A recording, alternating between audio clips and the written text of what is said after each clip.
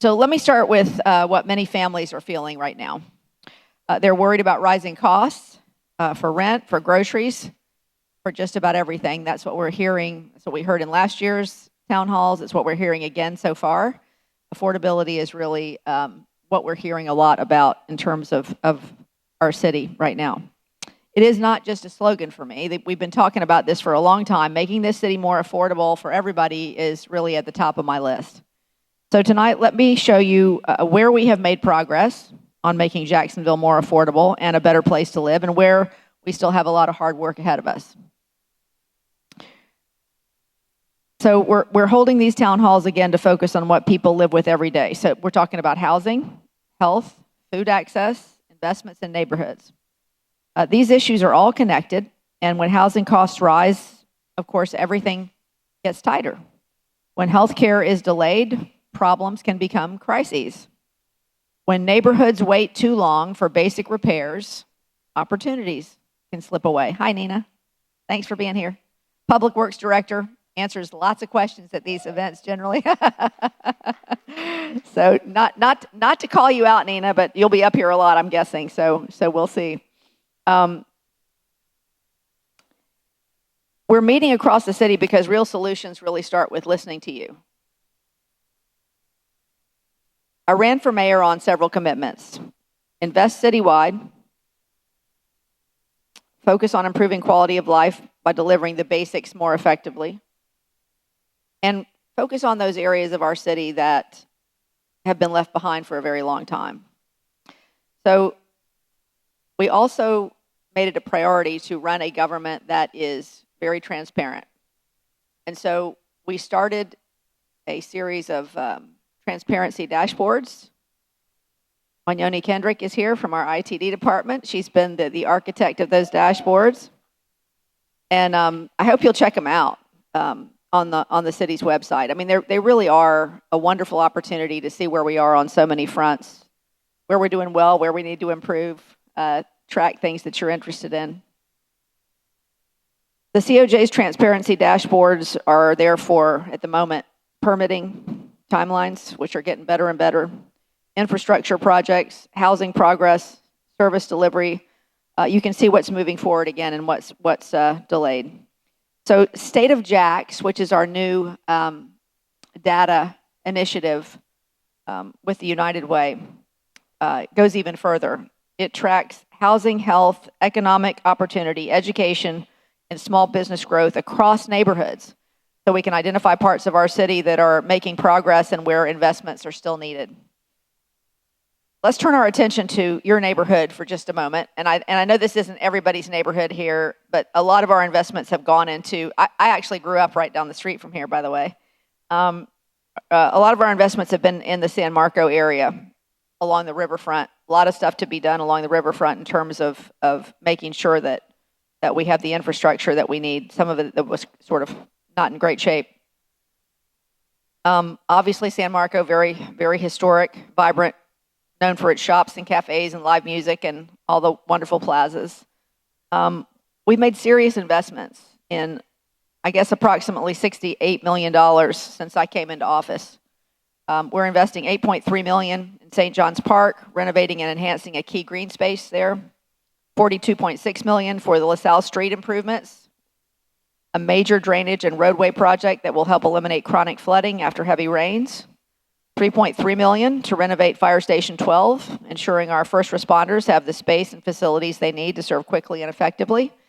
And we're investing $6.6 million in the South Bank bulkhead replacement, strengthening the river's edge so that its scenic stretch remains walkable, resilient, and protected from erosion, also from storm impacts and obviously just age-related wear. These projects aren't just abstract dollars. They're about keeping the places that we all love healthy and accessible and resilient. So this has always been a place of community and character, and our job is to ensure the infrastructure matches that legacy. So you feel the progress in your daily lives, not just see it on a map. Public safety begins with a simple promise to all of you. Everybody deserves to feel safe where they live, period. Safety is not only about response times or arrests. It's about conditions that reduce crime, stable housing, jobs, mental health support, safe streets, and opportunities for young people. So we've taken a two-track approach. First, we strengthened our first responder workforce with historic salary increases and restored pension benefits. Recruitment and retention are really improving as a result of that. Second journey forward brings together law enforcement, service providers, and community groups to prevent violence before crises occur and to respond more effectively when they do. 1 in 5 children in our community also faces food insecurity. Hunger does not stop at the dinner table. It follows children into classrooms and parents into daily decisions. We invested heavily in elder care, Feeding Northeast Florida, and Meals on Wheels. This is progress. But the goal is simple. No child in Jacksonville, no senior, actually we hope nobody will have to go to bed hungry here. So we'll keep scaling what works. Housing sits at the center of today's affordability crisis. When families are cost burdened, one setback can lead to eviction or homelessness. We're making progress with more than 6,000 affordable units now built or approved, $2 million in down payment assistance for first-time home buyers, and emergency rent relief to prevent evictions. That means thousands of families are still in their homes today. But housing remains our biggest challenge. Now the focus is speed and scale. So let me just take a moment to talk about that for a second. We're doing well on keeping up with workforce housing. We're doing well with housing that is market rate. Where we're not doing well is that level of entry level where our people want to get their first place. Just below workforce housing, if that makes sense. Those entry-level salaries. That's where we need to scale and scale quickly. Because those are the people that then move to the next level and to the next level, right? We want young people to have a place to call home when they come out of college or when they come out of high school.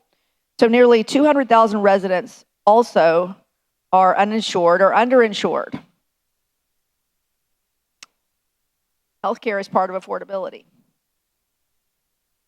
The fact that all those people are uninsured or underinsured are forcing families to delay care or rely on emergency rooms.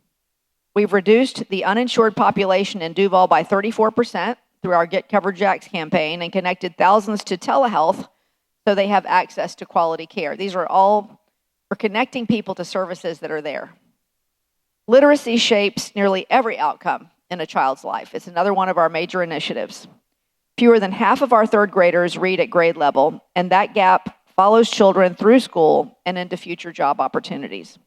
So we launched River City Readers and revived the Mayor's Book Club to make reading a part of daily life again. Families have logged more than 3 million minutes of reading, and our bookmobile is bringing books directly into neighborhoods and signing up thousands of kids for library cards. Also, as you may know, Mayor Payton, when we brought back the book club, through the Gate Foundation, gave us $1 million contribution to make sure that every child could get a book, every 4-year-old could get a book once a month in our city, which is just a wonderful thing. So this is long-term work. This is one of those things that you put in the category of, we're planting trees that we may not all be able to sit under the shade of. But we're getting there. We are really making progress in those numbers. Every child needs to enter school ready to succeed.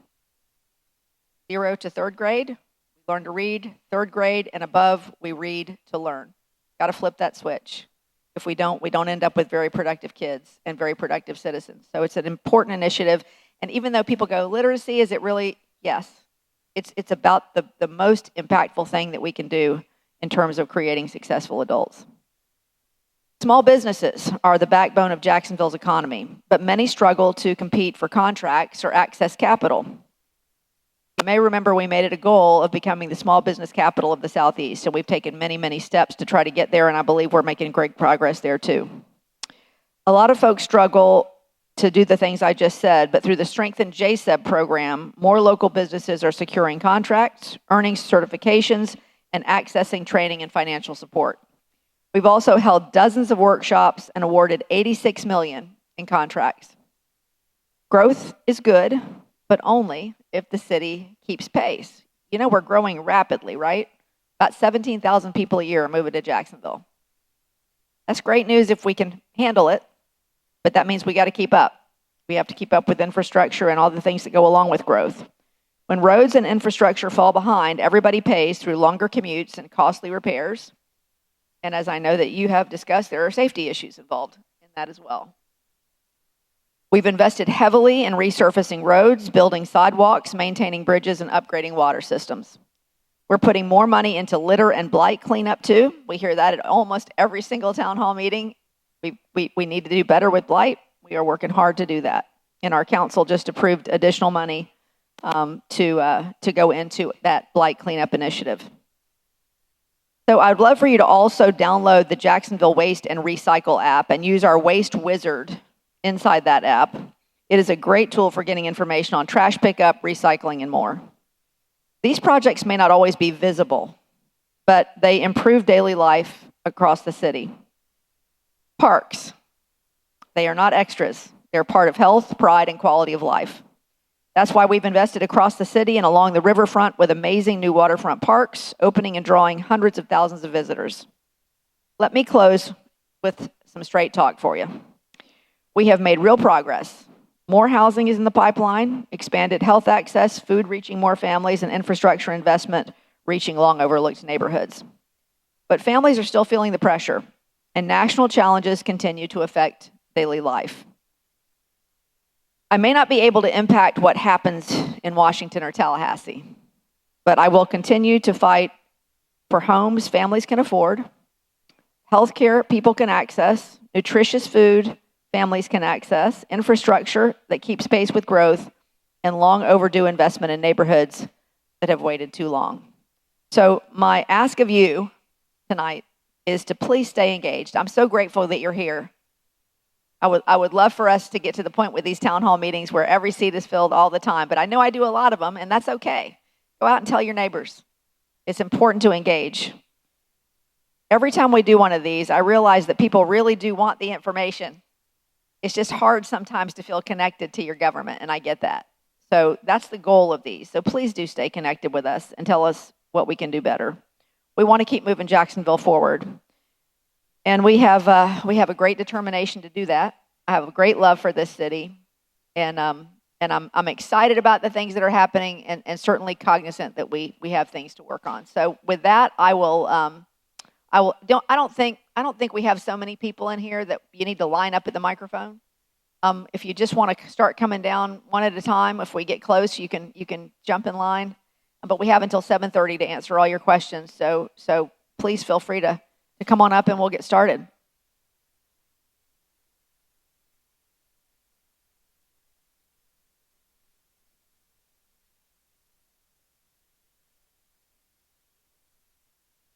Mayor, Evening. What is your name? Blake Redebush. Hi, Blake. I don't know if this mic is on or not. I think it is. Yeah. Blake Redebush. For more than 5 years, I've volunteered hundreds of hours as a voice for the Jacksonville boating community. Like you, I know our St. Johns River is one of our greatest natural assets. Like you, I know that the St. Johns River will deliver great progress as the Riverwalk expansion, like the new parts of the River Edge, Riverfront Plaza, downtown Riverfront activation. Now's the moment I think that we need to take it a little further in accessibility, safety, as well as usability of every boater in our growing city. Right now, I think we're falling short as of 2026 passes with 0 new boat ramps planned for the South Bank, no dedicated funding line for improvements, and many existing ramps still waiting on dredging. We're not keeping up with our growth. Jacksonville is roughly twice the size of Miami, yet we are about the same limited number of boat ramps with reliable deep water access. Miami maintains 13 public ramps, delivering direct, consistent launches into Biscayne Bay, the ocean. Here in Duval, we have 28 public boat ramps with only about 25% or 7 boat ramps that have deep water, long boat ramp length needed to safely launch boats over 25 feet and have dual axle trailers at low tide. The rest sits in shallow tributaries that can only be used at high tide. Exactly why River City or St. John's Marina, Arlington, Lonnie Warren, and others need urgent dredging every 3 years. No, we have grants for these. The St. John's Marina boat ramp's supposed to be in 2027, I think. It'd be nice to get that expedited one way or another, public funding with people who can actually do dredging of these boat ramps. Safety is also crucial. At these boat ramps, we routinely witness theft, drug activity, camping, and worse. Security cameras once used to be online that we could access. It was some type of public thing where that person gets advertising for it, but years ago they disassembled that. This lets boaters know when there's ample parking available before they haul their boats out there. It also detours crime, makes families feel safe. So I would like to ask to deliver some new boat ramps and a true city-run public marina, affordable long-term slips that's city-owned and can be located and suitable for riverfront property. The good news, we already are in control of strategic parcels and have momentum. Former JEA site at River Edge and on the South Bank now features beautiful public parks and a planned, I believe, 125 boat slips. And we have about 4.5 acres on the North Bank at the East Bay Street is advancing the new Hans Hanslow Memorial Marina. Build on this and through targeted acquisitions and hopefully DIA depositions and public and private partnerships or grants. So I ask of you in 2027 budget, I respectfully ask for these 4 targeted investments. Dedicated boat ramp capital improvement fund for new deep water ramps, especially the South Bank, scheduled dredging, and security cameras at every boat ramp, public boat ramp. Number 2, develop a city-run public marina with affordable long-term wet slips and dedicated trailer parking. Number 3, funding and authority to identify and evaluate and acquire a need for river front sites. As you know, I've talked to Nina, talked to Daryl on this on many occasions, as well as try to meet with you as well. And then lastly, institute a fund for monthly maintenance on city ramps for public works. Maintenance to include, but not limited to, algae removal, sand removal, pressure washing, and trash removal. It's very difficult, and many times there's lots of sand on these ramps, and to try to launch a boat, it's a real issue. These steps will boost safety, grow our marine economy and tourism, reduce illegal activity, and deliver on our vision of a river for all of Jacksonville. So I stand ready to help you secure any available dollar. I think I've offered my services at no charge. And let Jacksonville be the undisputed boating capital of the Southeast. So I thank you for your time. I love to answer any questions you may have. I really very much appreciate your well thought out, and I mean that was fantastic and exactly what we asked to get in these meetings. What a great presentation. Nina, do you have anything to add there? Anything you want to say?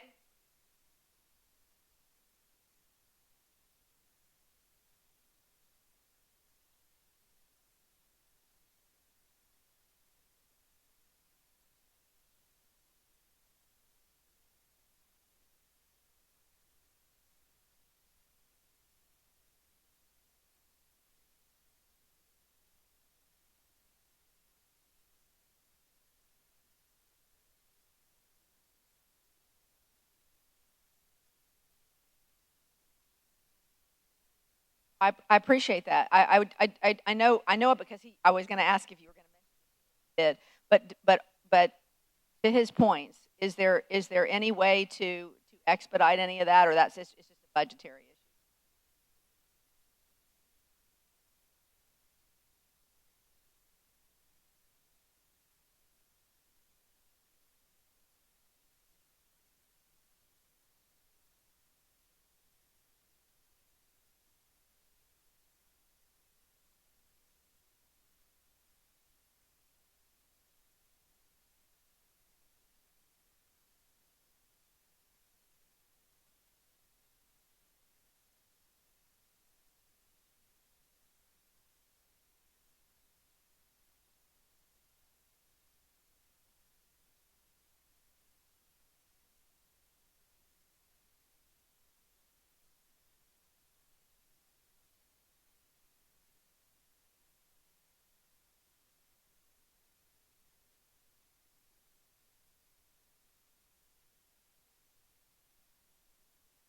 It sure does seem like we have an opportunity for that with everything that's going in downtown. But I would be more than happy to meet with you if I can get your information from Nina, or you can give it to Melissa. She can give you her card. But really, really appreciate the well thought out remarks. Thank you so much. Good evening. What is your name? Thank you for having these meetings. It's a very good idea. Of course. My name is Ricardo Mejias. I'm sorry. Ricardo Mejias. Okay. And I am here to talk about. Okay, close to the mic. Okay, here we go. So, oops, now it fell off. There we go. So I'm here to talk about housing and how can we reduce the cost of housing. So I'm going to read this and then maybe make some comments and answer questions. So how to bring down housing costs in Jacksonville by repealing zoning regulations. Citizens of Houston have voted against referendums creating zoning regulations in 1948, 1962, and 1992. So they're happy without zoning. As a result, Houston homes have a price per square foot of 11% lower than Jacksonville. This is despite the population density 2.7 times higher than in Jacksonville. It makes for higher land prices. So you can see that not having zoning makes prices lower in cities. This is why zoning regulations increase the cost of building homes. Maximum setbacks from sidewalks and number of units per acre, and maximum heights, all requiring more land per home. The complexity of zoning regulations lead to builders to hire experts to explain them.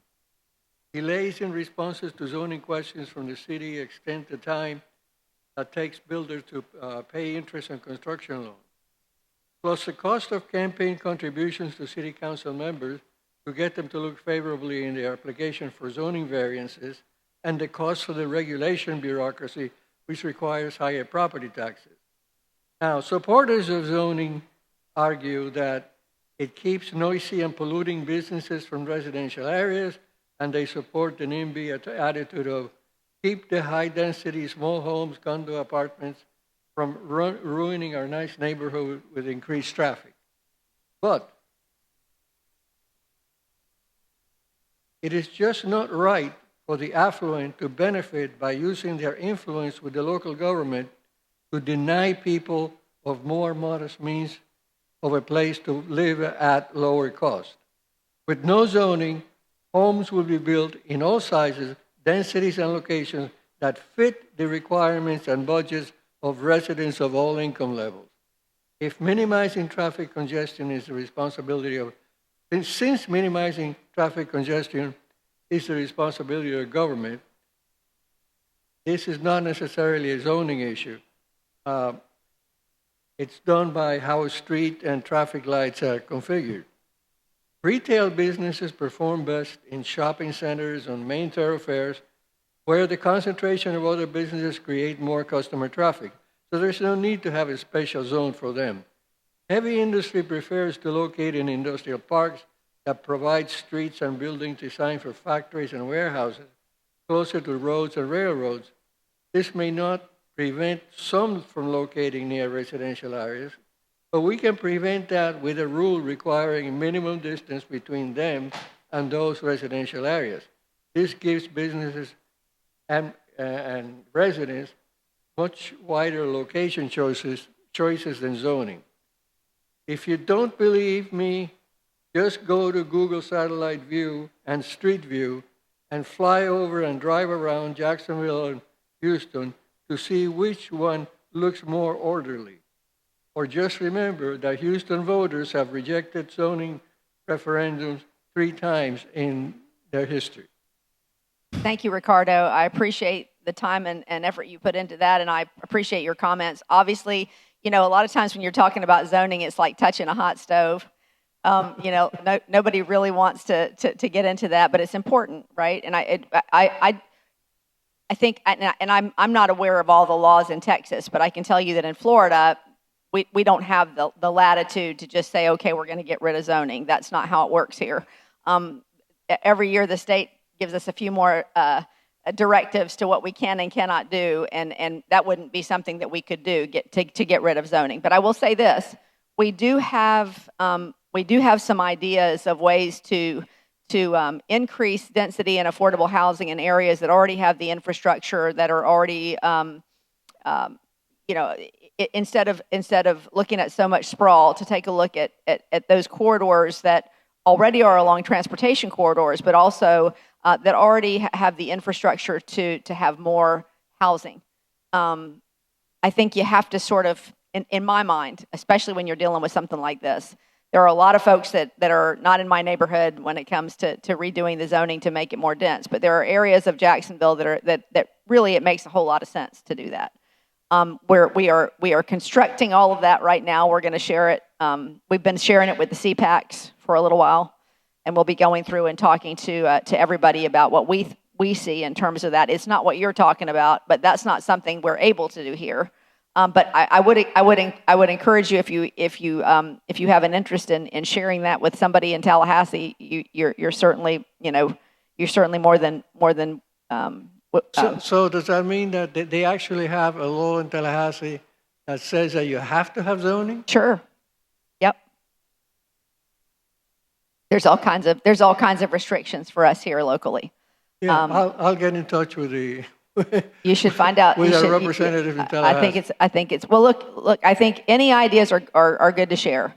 I'm not sure if we'd ever be able to get rid of zoning, but I can tell you that I do think we can make it far more sane and make our construction, our development in the city, through incentives to our development community, create the type of community that we really want to have. We want to have that community that has more housing, that is affordable, but also create those communities where everybody doesn't have to get in their car every 5 minutes, where they have a place to walk to the store or to the or to entertainment or whatever it is. And we're creating some of those communities right now.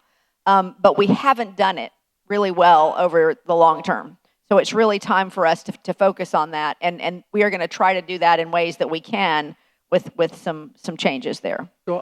So I think I heard you say that we are sort of liberalizing some of the zoning so that there could be more flexibility of where you construct, where you build, and so on. In as much as we can to direct the limits? growth where we would like to see it, because there's infrastructure already in place there. Okay. All right. Thank you very much. Thank you so much. I appreciate you. Good evening. Hi, everybody. My name is Christy Makube. Christy? Yes, and I, last time before you were chosen to be the city's leader, I appeared at one town hall meeting asking you what your plans were to cultivate girls and women's basketball in low-income areas, basically all over the city, right? And in other women pursuing their career in professional basketball in the city. Your promise was made, the promise was kept, and now Jacksonville, Florida is the headquarters for the new women's professional basketball league called the Upshot League, right? Right? Starts in May, right? Yeah. Yep. And the trials on March 11th, local trial for women in Jacksonville will soon to be. I'll be trying out locally. You know. So, all right. Our next basketball star right here.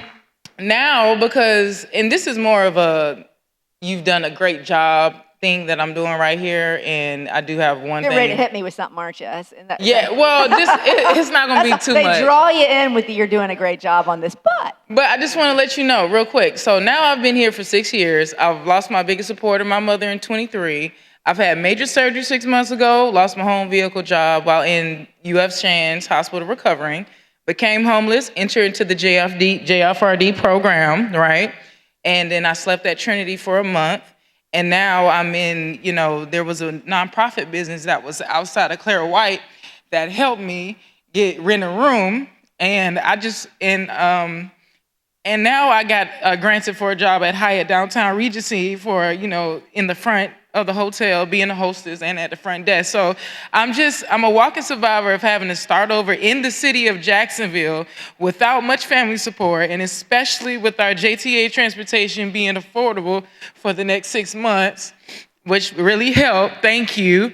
And with businesses such as Upward and Onward Independent Living that help certain people that are ready to get out of that poverty mindset into a wealthier mindset. They select, people, and I was selected. And so I just want to say thank you for you and your administration for actually making everything better for people that really want, not saying that people don't want to get off the streets, but people that really, really want better for themselves. And it is possible in Jacksonville. And I want to say thank you too. So you're doing a great job. I love you. You have been through it. Yes, she deserves a hand. So, My goodness. Wow, what a story. Listen, can I just tell you, I am so proud of you. What an amazing journey that you've had, that you've gone through, and look at you. I mean, you're standing here all confident and ready to take the next step. Is everything going better now for you? Everything is going better. Of course, getting your foot in the door, it doesn't, you need some money. So, but I am actively looking for an affordable room to rent to start off, but everything. Does anybody have an affordable room for this? But this is the question. I'm not gonna hold you long. So now, let me see. Now my question is, when you're reelected, because you will be, and you will be, and when you get ready to dig into other communities that need reconstruction, what are your plans for searching out to outreach ministries or businesses in the 32209 area of Jacksonville, such as, I don't know if Pastor Morris is here, but she has an organization called the Church of Fresh Anointing Outreach Ministry in Moncrief Park. We all know that this, Moncrief Park is saturated with others that, are struggling trying to get out of that poverty mindset. And I had a friend that wanted me to come help her organize her bags. And she has so many clothes. And she also uses this community center, and the address is 1577 West 26th Street, 1577 West 26th Street. And she has people come and talk about credit building, and I know we can't change everybody's poverty mindset in Jacksonville, but with communities as hers, which is 20 plus years, she's a Jacksonvillian, so she can plant the seeds, not necessarily people, other businesses may not have the time, but these are already community centers there. Yeah, so absolutely. Yeah, we've done a great deal of work with a lot of the area businesses in 32209, but also in 7, 8, 9, and 10. True. One of the things that I point out all the time is when I came into office, I committed to keeping, again, those broken promises of consolidation, and so we took the projects in the CIP, the Capital Improvement Plan, in 7, 8, 9, and 10, and move them to the top, because it starts with infrastructure. Yeah. You don't have the infrastructure, you don't have anything. But we've also partnered with businesses in the area, with churches in the area, and that's true of the city. We've made an intentional effort to do that. But I don't know of this one, and I'd be happy to. But we've increased that investment from 15 million to 100 million in those areas. So it starts with that. But absolutely, when we had our meeting over at Ribault the other day, there were so many different community organizations that came out and said, I appreciate that you're doing, we're doing this, we could help. We're doing this, we could help. That's what you want to get from your community. When everybody gets, it's sort of like with the Blight Initiative. When you ask people to go out and create these clean up your own area, and let's make sure it's true of anything, right? And if we can partner with organizations or churches or whoever, businesses in any area that already have things going on, that there are initiatives going on for that community, that just supersizes what we can do. Right. And we've tried to make sure that our Jacksonville Small and Emerging Business organization is doing more in outreach to those communities, and that has really happened. We've created a great deal more opportunity for businesses in those areas to connect to the city of Jacksonville and projects that we have. So please share that with Melissa. Share that name. Share your name and your contact too, because I would like for us to keep in touch. Okay. And I want to follow you and find out I'm so impressed with everything that you've done so far. I really hope that you make the team. Yeah, thanks. But regardless, this is what we hope to all we're trying to do, and I say this to people all the time, we're not trying to give people a handout in this city. Right. We're trying to give people the tools to pull themselves out if that's what they want, to help themselves rise if that's what they want. And I think you are a perfect example of that. And thank you so much for coming tonight. Make sure you share that with Melissa, please. Yeah. Whew, goodness.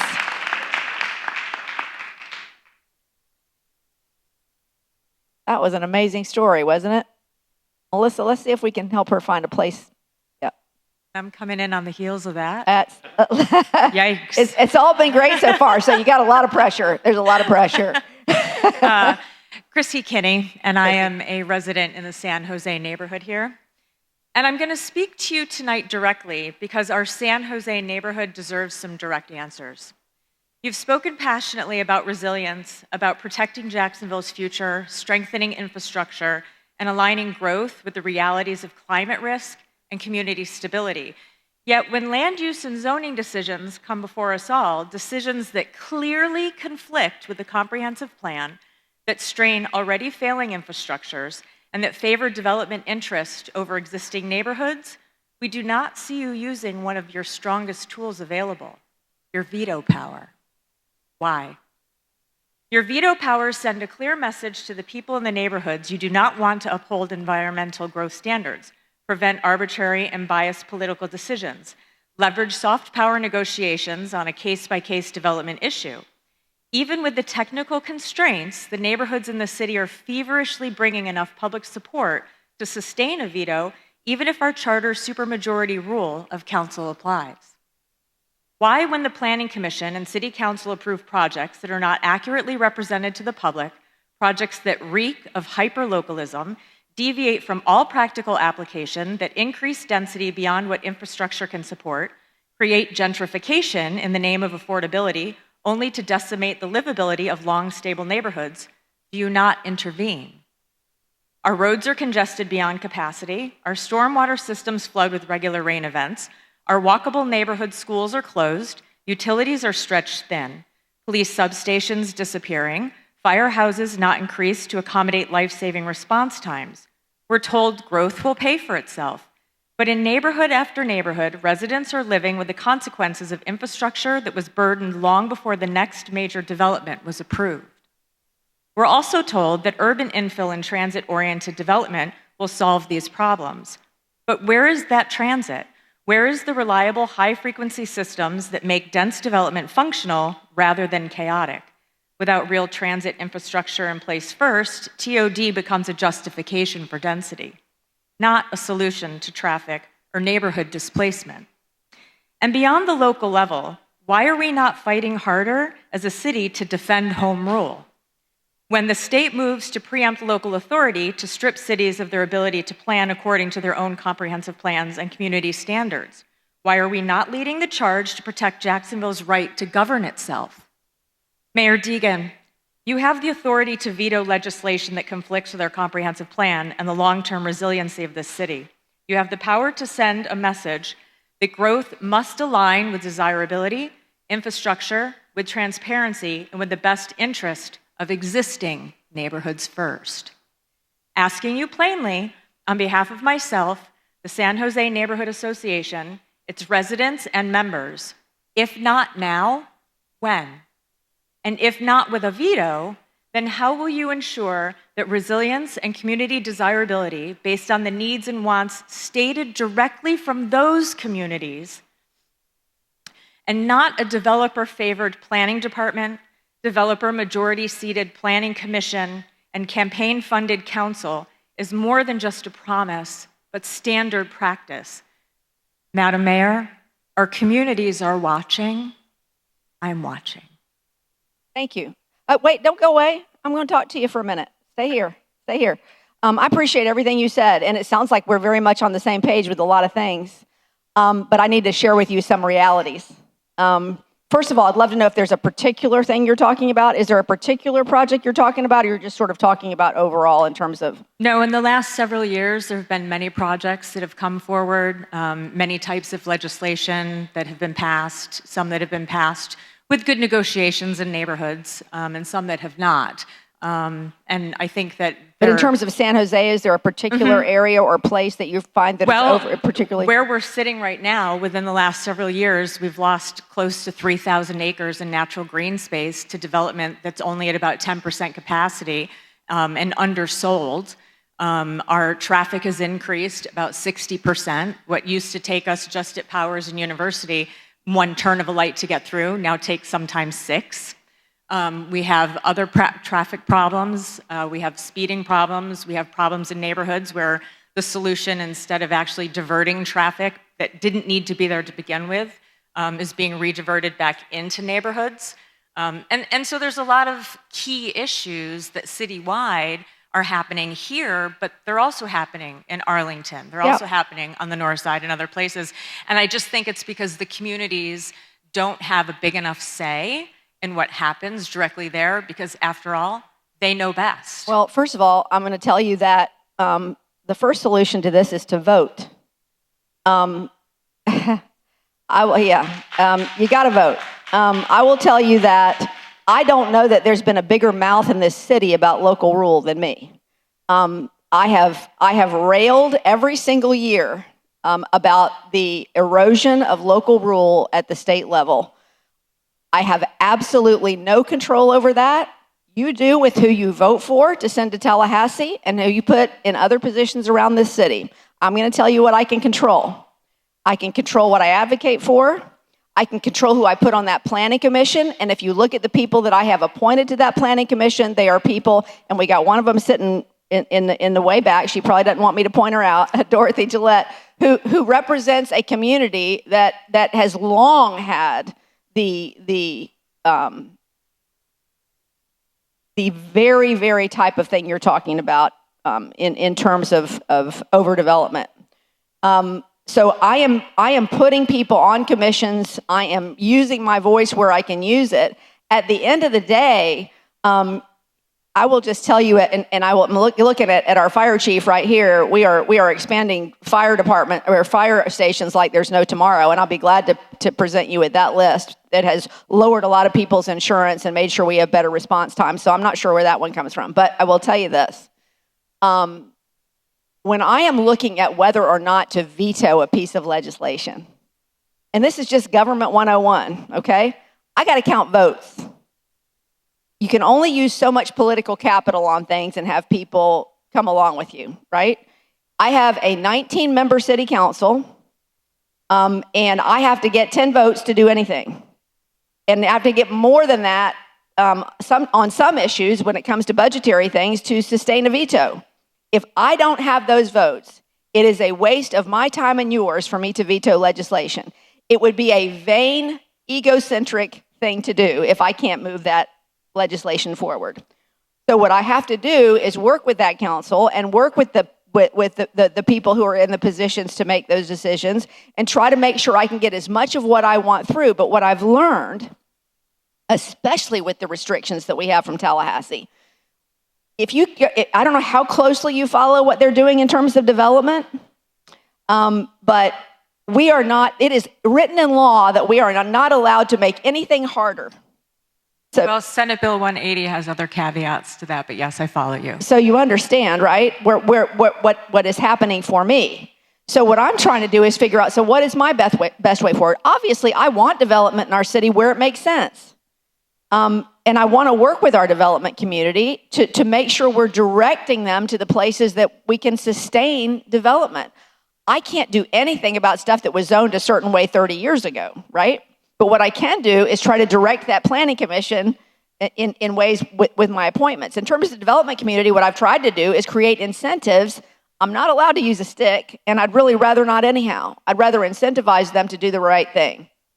And that's what we are in the process of doing. And I believe as we continue to move along the plan of what we have in the pipeline, I think it will continue to go that way. This is not a small ship to turn. We have been going in a certain direction here, and the state would like to continue to go in that direction. And I'm trying to turn more towards resiliency, more towards sustainability. I have had those. And at the same time, I think you need to understand that I only have so much power as your mayor. So I think I have used my voice on local rule to the point of being obnoxious. But at the end of the day, without people in Tallahassee that are going to listen to that, they don't care what I say. They've got a supermajority of folks up there that are going to do what they're going to do.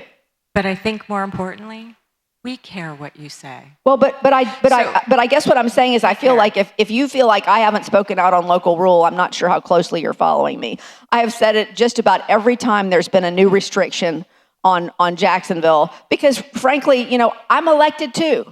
I should be able to move. People elected me on the things that I promised to do. And one of those things was to make us a more resilient city, and also to make sure that we take care of those areas that are environmentally sensitive and don't overdevelop them. I understand the safety concerns with a lot of these things too, but it is critically important. And this is why I talk about engagement here. I'm glad you're here. I appreciate everything you said. Ultimately, it is my responsibility, but I want you to know that I'm not king or queen, and I don't have the ability to move things in Tallahassee, and I do get restricted by things that happen there.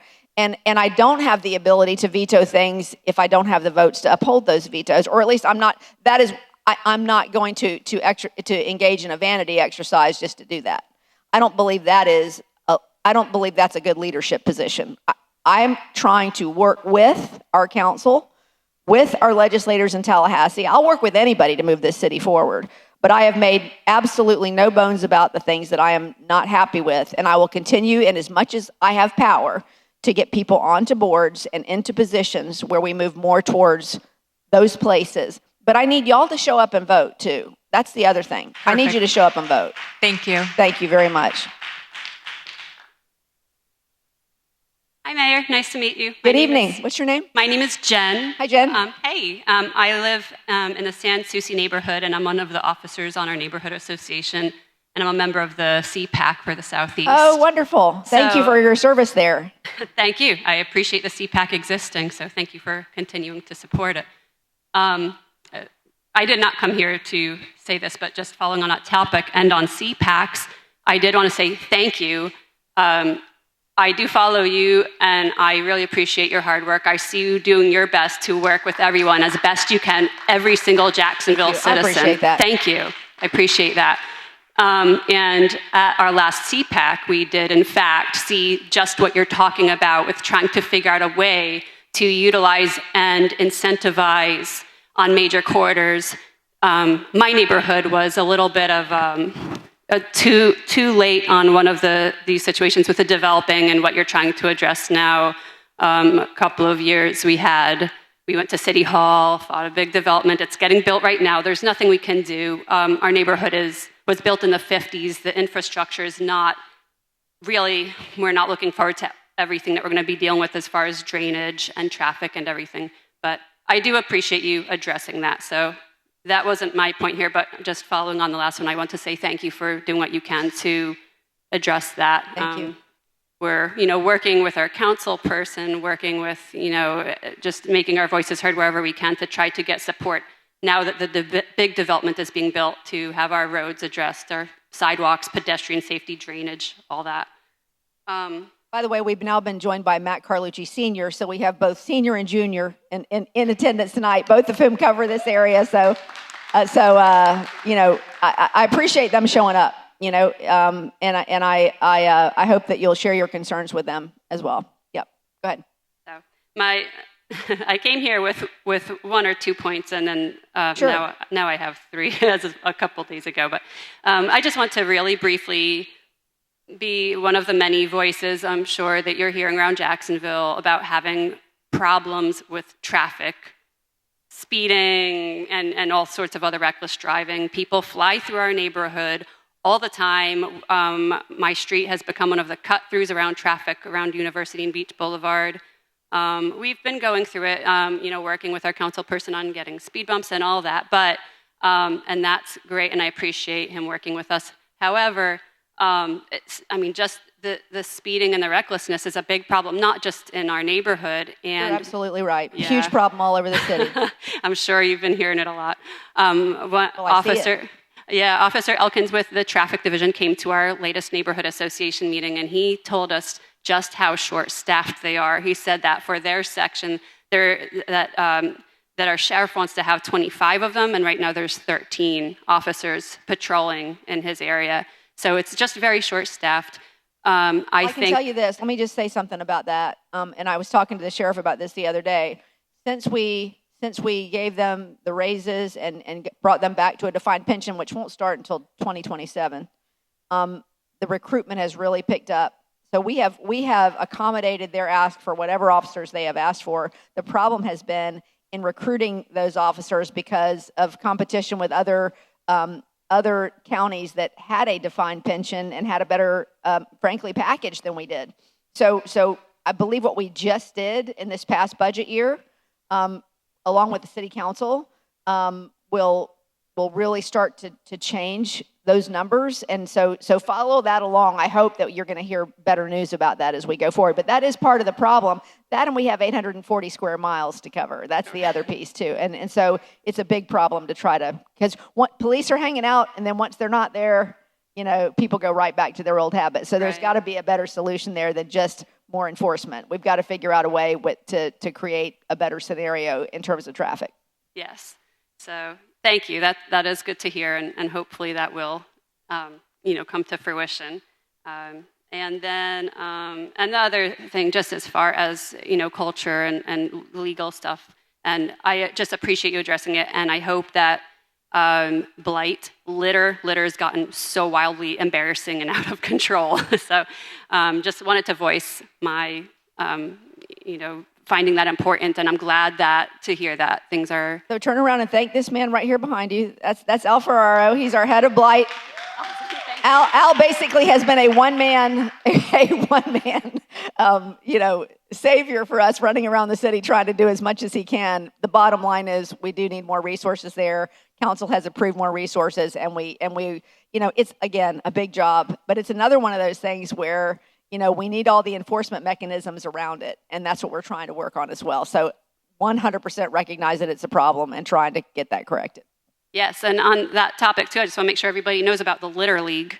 If you're involved with your neighborhood associations, hopefully they know about the Litter League. And Jack's cute, don't pollute.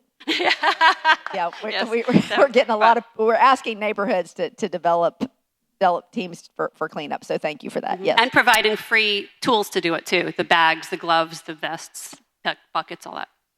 But the other thing I wanted to mention briefly, because it just came to my attention a couple of days ago, Jacksonville.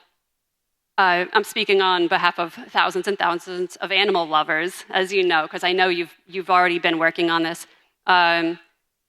Cares a whole lot about animals, and the Duval Cat Fix program, which is absolutely instrumental in keeping community cat populations under control for the good of everybody, just ran out of funds for this year. It just started in October, and Every Pet, I believe it was, announced that they are now hoping for donations for their Rosie's Fund, which is the charity that also helps to fund trap, neuter, and return of cats after Duval Fix, which is the city-run program, runs out. And that just ran out according to what they put on their social media. Okay. So we'll take a look at that. Okay. So yeah, coming here to hopefully, let anybody who needs to know about this program know about it, because it's really wonderful and it helps our city shelters and rescues a lot, because by helping keep the community cat population under control, this is a free program.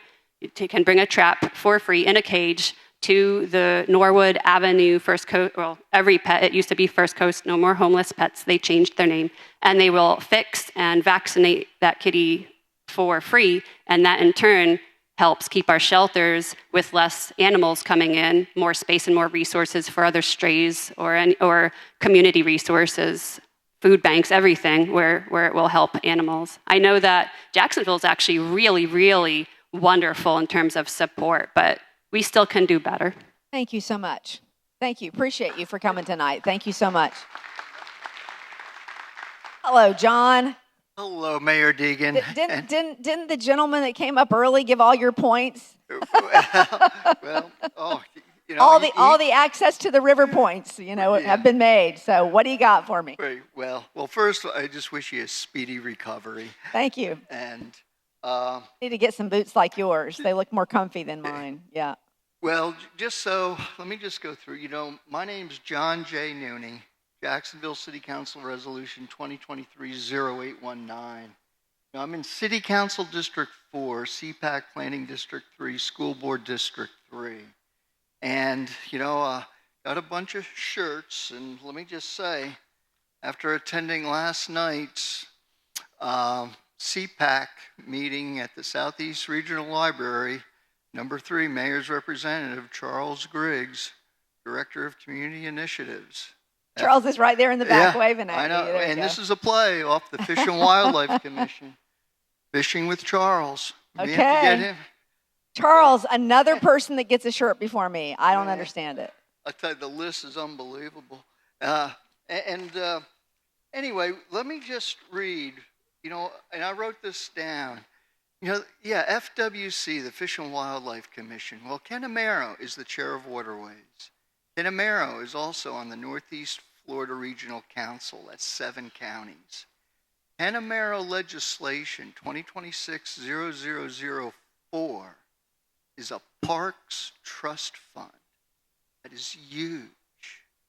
Now, another game-changing piece of legislation that just happened is 2025-0867. It's legislation that is a joint collaboration between the Jacksonville City Council and the Duval County Public Schools. And the key with this legislation is every CIP project, capital improvement project, think of classrooms in Pottsburg. I'm sharing this, and I highlighted, in black, but this, we heard of the Declaration of Independence. Well, this is the Declaration of Education. First person that signed it, Charlotte Joyce, Christopher Bernier, Tony Ricardo, and you got Madison Foglio, Action News. I hope there's some news organization here. But this is huge, and this was 3 months ago. So that piece of legislation. So now, with Ken Amaro, and so I go back to acronyms. Love acronyms.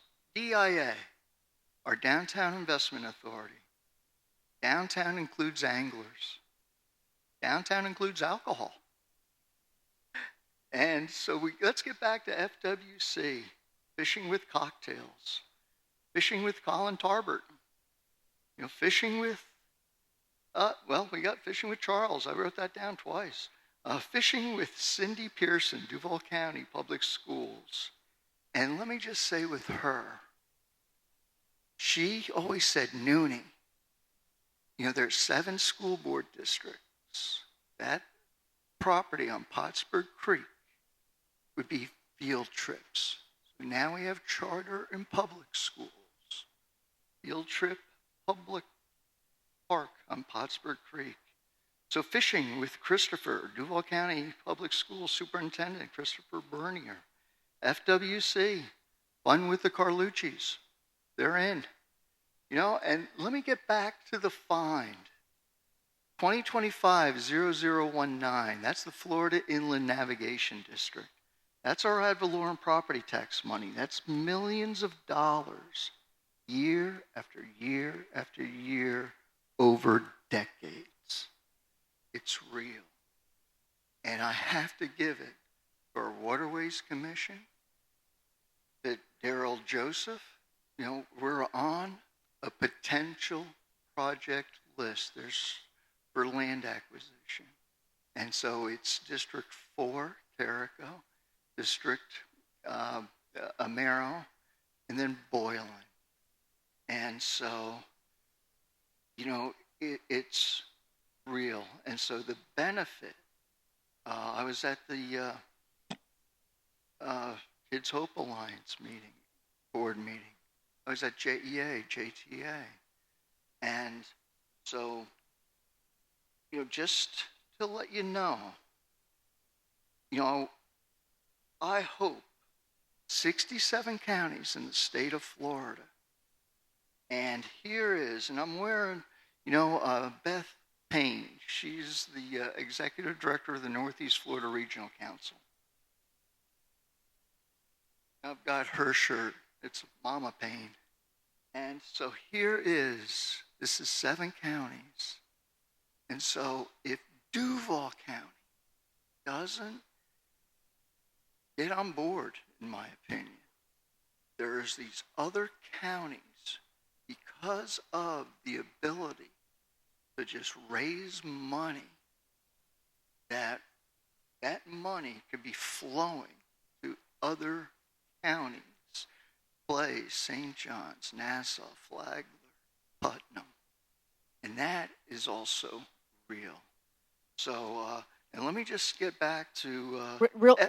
let's wrap up, John, because I got other people who want to talk. But FWC, and I'm getting back to Scott Wilson, who's my counsel. He's also now on the DIA. It's the Fish Wilson Challenge. So we can have a fishing tournament, and it's FWC, Fishing with Cash. So let's get ready to, and Fishing with Corrigan. Visit Jacksonville. So we're on a roll. Thank you, John. I appreciate you. Thanks for coming. All right. Have a great night.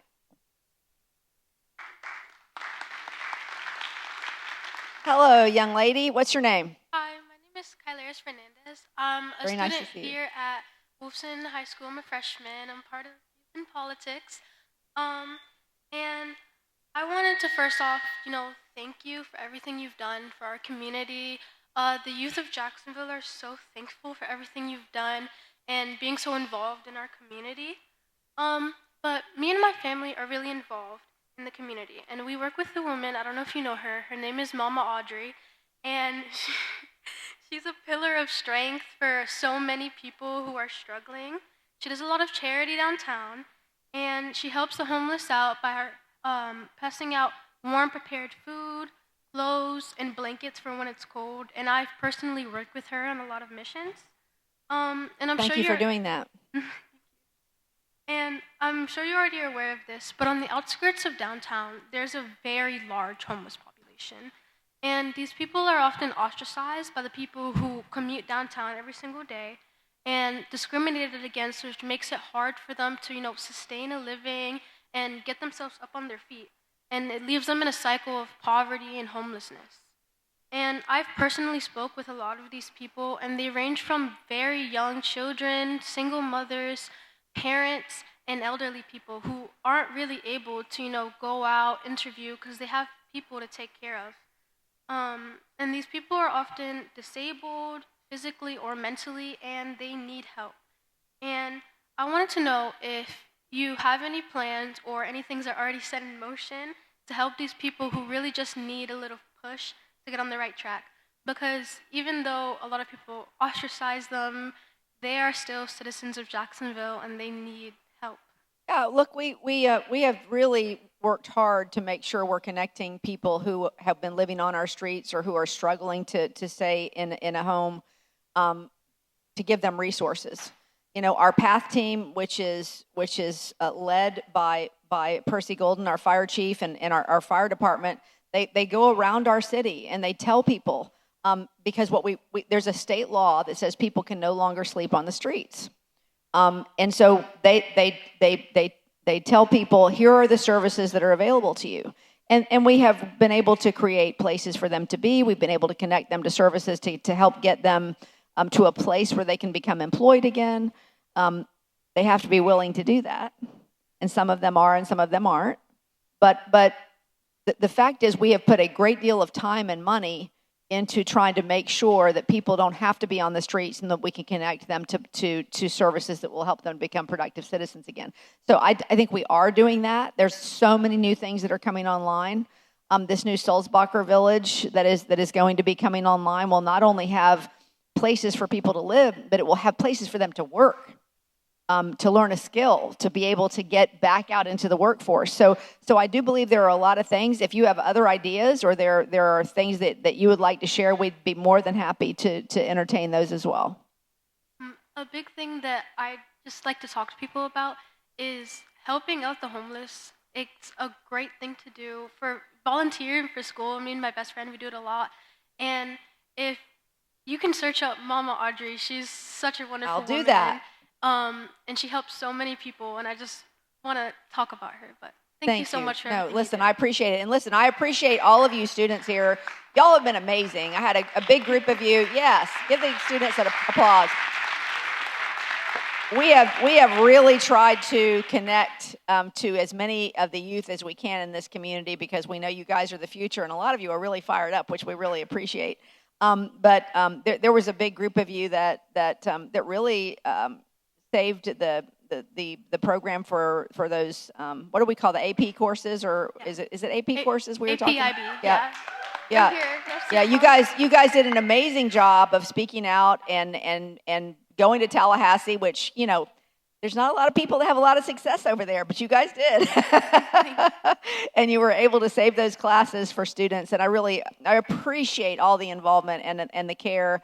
It makes me so excited whenever I see people your age that are getting connected to their city government, because we need you. We need your ideas, we need your energy, and we need you to consider the possibility of being in civic life, because, you know, it sometimes seems like a crazy job, but at the same time, if nobody's willing to do it, who's invested in the community, you don't get to where you want to go. So thank you for all that you're doing. I appreciate that.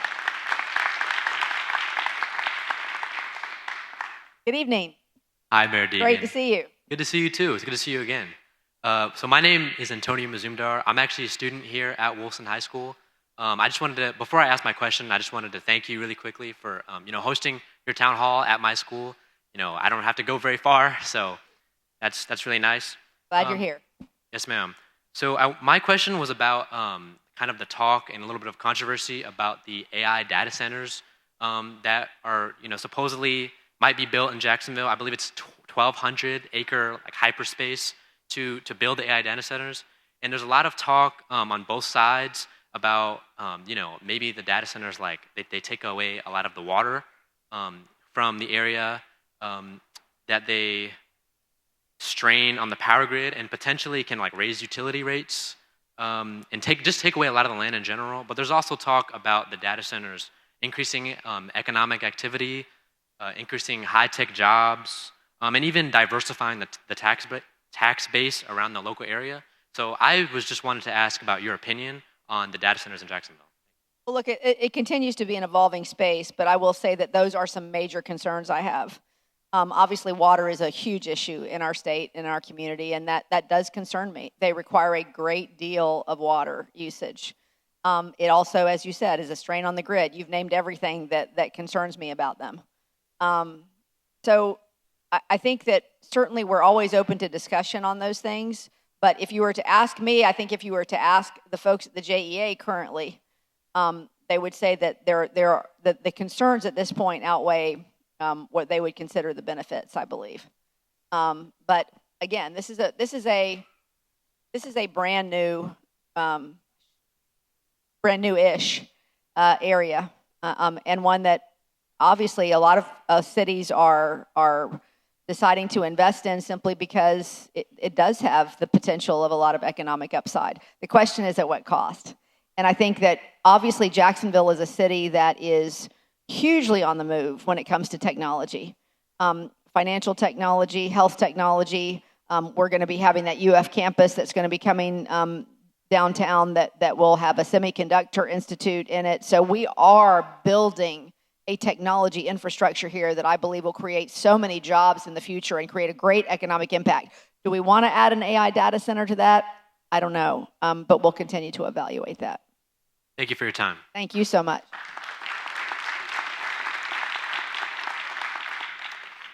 Good evening. Good evening. I don't know if you're going to be able to hear me through here. It's a little low for me. Get off and put it up. That's Be great. Thank you. Yeah, you're a tall gentleman. Great. So it's great to see you. What's your name? Oh, Jarrett Kelly. Jarrett. It's great to see you thank you for coming out here today and giving us time to ask you questions. So for me, as I just turned 18 and I'm excited to be able to vote in the next upcoming elections, one of the most... As somebody who has been, thinking about, what I want to do with my career and places outside of Jacksonville, outside of Florida, where I really feel like are places that are, attractive to young people. Although I've always, in my heart, been very well connected to Jacksonville, transportation is an issue in Jacksonville that I believe is something that will be a make or break as to how the quality of life is in Jacksonville moving forward. Jacksonville's connectivity. I'm getting ready to go to college in Tallahassee at Florida State, and it's going to be... Go Knowles. Very good.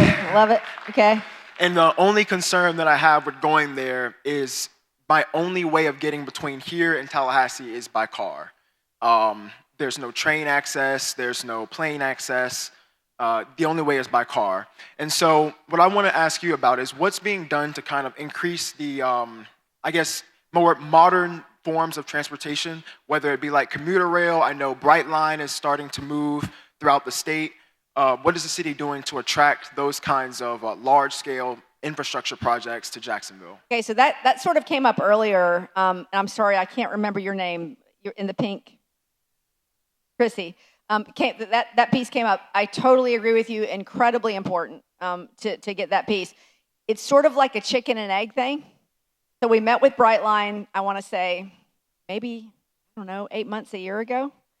And very, very interested in that. Well, interested in all of it. Amtrak, you name it. We're interested in bringing rail to Jacksonville.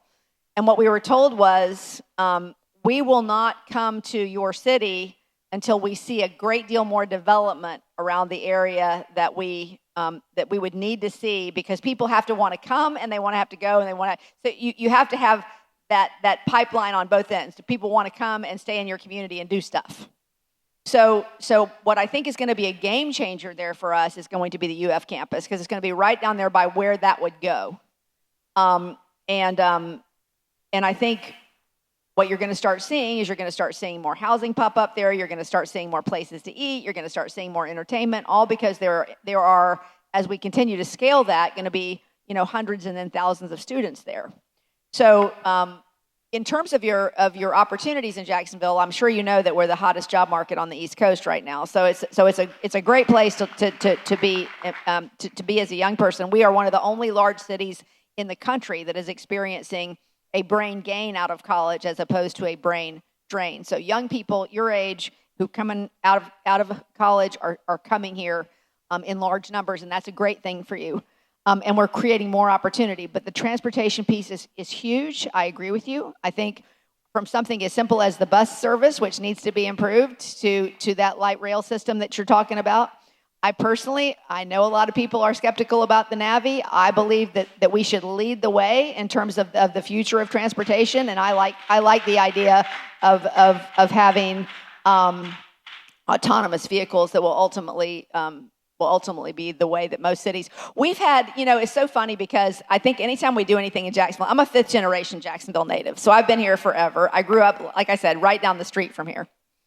And it is interesting that anything that we do here first always gets poo-pooed, because we are, we've had a bit of an insecurity complex in our city.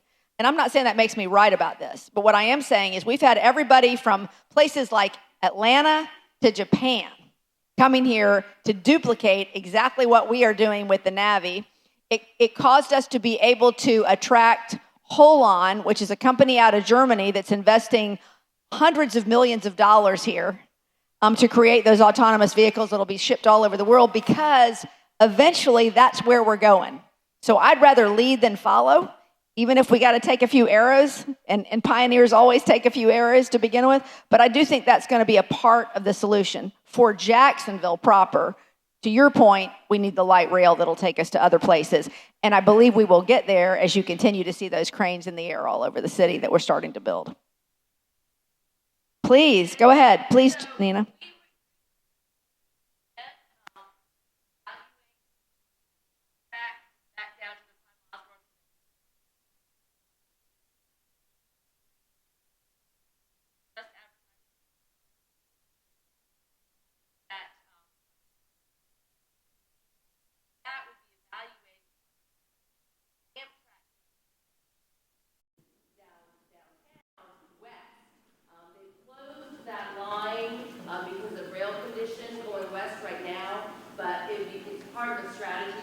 DOT to evaluate the possibilities. Again, moving Amtrak downtown, that gives you from that campus the possibility of going west using Amtrak heading that direction. And we recently supported an FDOT grant application to improve those rail crossings for passenger rail going west from the city. So we are working on it. It's not an overnight thing, but we, Mayor has given us direction after a conversation with Brightline to get downtown ready to support those types of connections to other cities. And I kind of have a little of a, I guess, a quick question to ask. Sure. In addition, it kind of ties into like any of the improvements that we can make to the city. With the state legislature essentially trying to put on the ballot a initiative to end property taxes, which funds over half the city budget. What steps is the city making to kind of insulate itself from any potential harms that could cause to any of these projects to improve the quality of life? If the state of Florida were to eliminate property taxes, every county in this state would go bankrupt. It's just too big. It's too much. My hope is that they will come up with some sort of tweaks to make it better, to solve some issues that some homeowners have. But if you were to eliminate property taxes, that is the only way we pay for public safety. Police and fire, and the police and fire unions, not only here but all over the state, are very much against that. If you were to eliminate property taxes, every county in this state would go bankrupt. And I have yet to hear what the plan would be to replace that. What we're hearing initially is, well, maybe we'd replace it with a sales tax. Well, what happens if we get into a recession? You're not taking in much sales tax. That's not reliable. That's not a reliable form of income for our city. It would give the state more control, but it would not be a reliable form of income for our city. So your question of what can we do to insulate ourselves, it'd be tough. It would be tough. We would obviously have to make a great number of cuts to our already very, very lean budget. And I want to say it again, as I said it in the last round of town hall meetings. I know people are hurting, but there are many, many things the state can do to alleviate that pain. Get on that property insurance crisis that we have that they don't seem to want to deal with. That'd be an awesome thing to deal with, which accounts for a much larger percentage of increase than any sort of property tax. That'd be a great thing to fix, and they could do that if they wanted to. Secondly, be straight with people on the property tax thing, I mean, we just cut almost $15 million out of our city budget, which could have been spent on roads, on infrastructure in neighborhoods, on police and fire, whatever we wanted to spend it on, right? That we need in this city, because we wanted to give people money back on their property taxes. The average person that owns a home got $1.50 back a month from that. And if you rent, you don't get anything. So it's literally a political tool to tell people, we cut your taxes. Look, I've not raised anybody's taxes since I've been in this office. All I've said is, let's invest in the things that get us the greatest return. But let's say what the real problems are, and let's try to solve them instead of smoke and mirrors to try to make people think we're doing something we're not really doing. And so I sincerely hope that as we approach an election year, you can tell I get a little fired up about this, as we approach an election year, that we're not doing things that literally make no sense for our cities in order to make a handful of politicians look good. That is my sincere hope. I don't know what will happen as far as what we can do to defend against that. I really don't know. We have the lowest taxes in Jacksonville of any major city in the state by far when it comes to property taxes. And so we're cutting to the bone where we've already been to the bone, cutting those taxes. Let's find another way. Let's find another way to give people the relief they need. And that's not, in my opinion, that's not it, but I don't get a say in that. So thank you. Thank you for your time. You bet.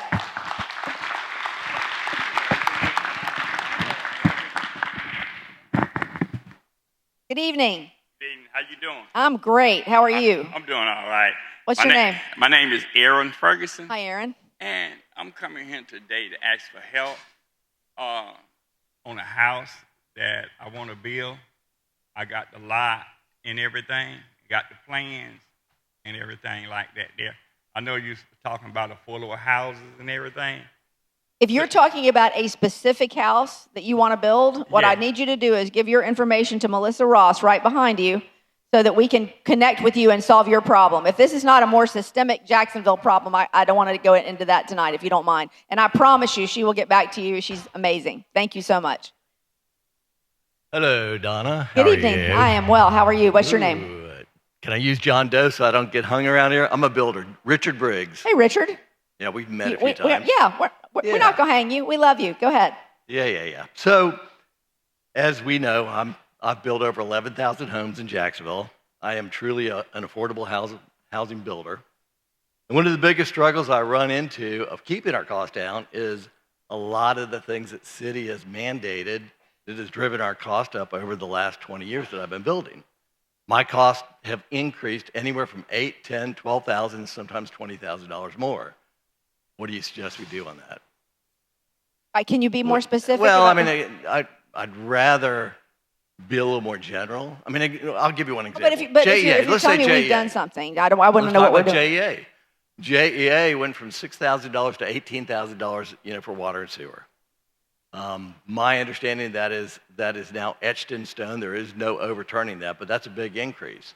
When you're building houses that are selling for $240,000, $250,000, we're having to drive our cost up quite a bit more just for that one thing alone. And the city had full control over, that increase. And that increase is substantially more when you compare it towards other municipalities in the direct area. So how can we avoid further increases that should be more controllable by the city? Does anybody want to discuss that? Anybody have any information Dina, on that? Maybe you? Well, we're talking about water, sewer. We're talking tree mitigation. We're talking, some of the policies out there. Sure. When you're developing on an infill lot, you're requiring that the water not discharge into the road. That's one of the many. And so that's right. And so there's a number of things that have been put into place to try to protect based on things that we've seen. We've seen, roads, dirt roads that have gotten water onto them, and then there's issues of safety in the future. So we're trying to solve things, and it does affect individual builders sometimes. And I agree. And again, I don't want to get into a debate, here, but we're talking an ongoing battle between we the people and the city imposes, responsibilities on the individual builders, which, it isn't the builders who pay for it, it's the people, we pay for that. And I've seen cost increases quite a bit over the years. And we talk about affordable housing, yet it starts with the government and what they're requiring individual builders and/or lot and property owners to pay. Right, and I understand you're talking about sidewalks, for instance, this is another example. And so we looked at, say, another municipality, which they did not require sidewalks at the time of their development. Then now they're asking the city to put that sidewalk in. So it's just finding that balance of how do we allow, builders to have the freedom to build what they need in order to give affordable housing, along with those needs that we also want to have. Like True, but you don't impose general cost for the city's uses, like sidewalks is a good example. That's not an individual lot responsibility, that's a city responsibility. Well, you're right, the sidewalks is in our ordinance code, it is the individual. I'm familiar with it, as you know. My lawsuit's very familiar with it. So, I think it's an ongoing conversation. As you can tell, Mr. Briggs and I have had some conversations about these, and I do see his points in it. I think it's a fair thing for you to be talking with the mayor. Well, and we have tried to do some things to make your life easier too. I would like to see those. Look, you've done a great job. Look, I'm not taking anything from you. It's a huge task. I just know that I've built over 11,000 homes in Jacksonville on older infill lots, and today it's costing me as much as $20,000 more to build those same exact houses from 8, 10, 12 years ago. And if it continues, the affordability is going to be wiped out by just some of the policies that the city of Jacksonville comes up with. I'd be happy to meet with you. Please do. Okay. Thank Thank you for coming. Thank you, everybody. I really appreciate your time tonight. Really happy that you came and appreciate the engagement. This was a fantastic crowd and great questions and great comments. So thank you so much.